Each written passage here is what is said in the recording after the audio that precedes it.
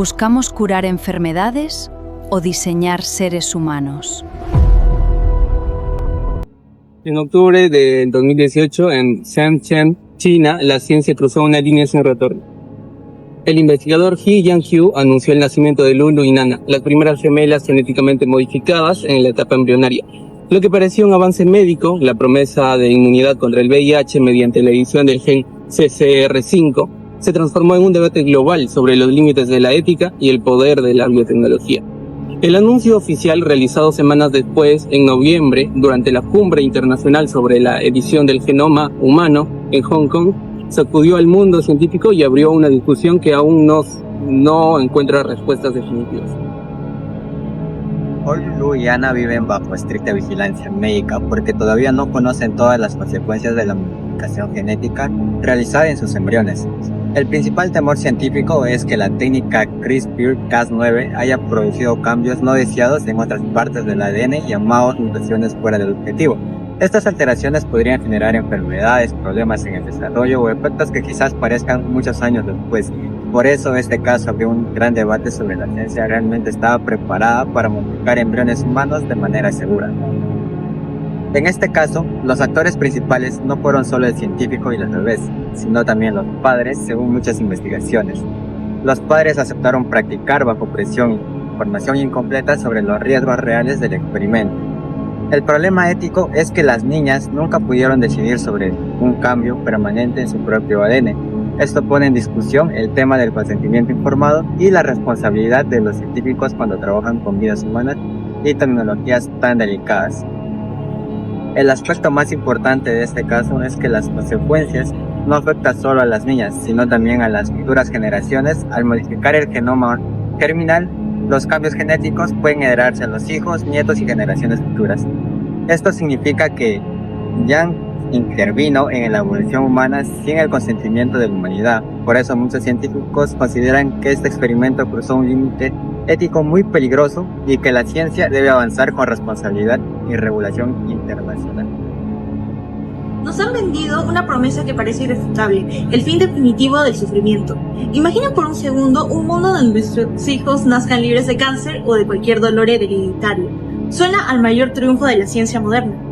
Sin embargo, detrás de esta brillante utopía surge una sospecha profunda e inquietante. Al manipular el origen de la misma vida, estamos abriendo una puerta que jamás podremos volver a cerrar. No se trata solo de curar a los pacientes de hoy, se trata de alterar de forma irreversible el manual de instrucciones de quienes aún no existen. Estamos tomando decisiones permanentes sobre los cuerpos que no nos pertenecen, ignorando que nuevas mutaciones o desigualdades siguientes podríamos desencadenar. Ante este oscuro panorama, la duda es obligatoria. ¿Es verdaderamente éticamente justificable intervenir la esencia de nuestra especie, asumiendo riesgos incalculables para las futuras generaciones, solo por la promesa de erradicar enfermedades? Dentro del caso de Lulu y Lana, existen dos formas opuestas de entender este progreso científico. Por un lado, la ética utilitarista defiende que una acción es correcta siempre y cuando genere el mayor beneficio para la mayoría. Desde esta perspectiva podemos entender que la edición genética no solo trae consecuencias, sino también beneficios como la reducción de enfermedades y la eliminación del sufrimiento humano en futuras generaciones. Sin embargo, surge una pregunta importante. ¿Es acaso todo avance de la ciencia éticamente correcto? La ética kantiana advierte que el ser humano es un medio, no es un medio, sino un fin en sí mismo, por lo cual no puede ser usado para alcanzar un objetivo. En este caso, las gemelas fueron sometidas a riesgos impredecibles y también sin su consentimiento. Entonces, además, el principio de no maleficencia nos indica y nos advierte que la medicina no debe ser usada para causar daño. Las gemelas Lulu y Lana fueron sometidas a este proceso sin tomar su consentimiento y de esta forma no causándole un daño directo a su salud y desarrollo, sino también a su futura descendencia. Pero este debate no se detiene en los principios clásicos.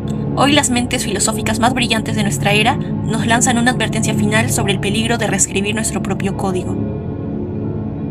Hans Jonas fue el primero en advertir que la ciencia moderna tiene el poder de destruir nuestro futuro. Él nos dejó una regla inquebrantable.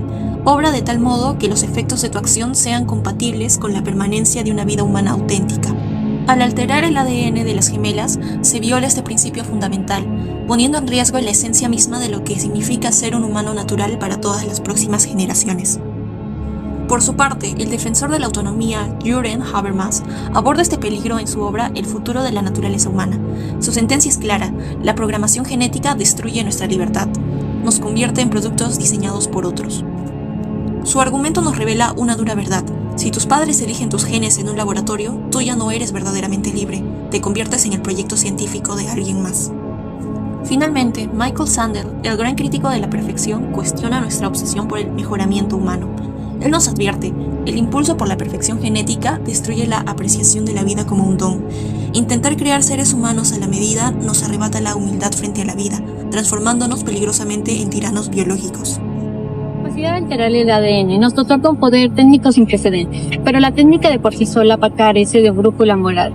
Reconocer nuestras limitaciones científicas frente a la complejidad de la biodiversidad evolutiva es un acto de responsabilidad ética. El deseo de curar no debe transformarse en una carrera hacia el perfeccionamiento humano, donde los individuos se convierten en productos diseñados, alterando la identidad y diversidad que nos define como especie.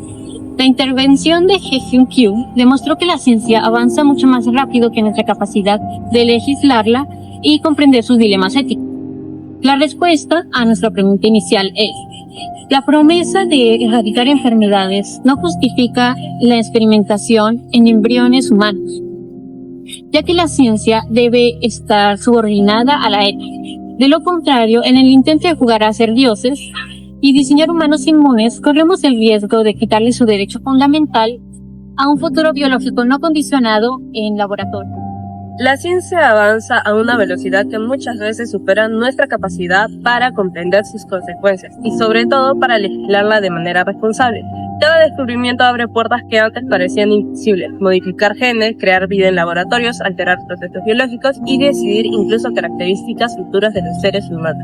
Sin embargo, mientras la tecnología avanza, las preguntas éticas quedan rezagadas. ¿Quién establece los límites? ¿Qué ocurre cuando el deseo del progreso se convierte en una búsqueda del control absoluto sobre la vida?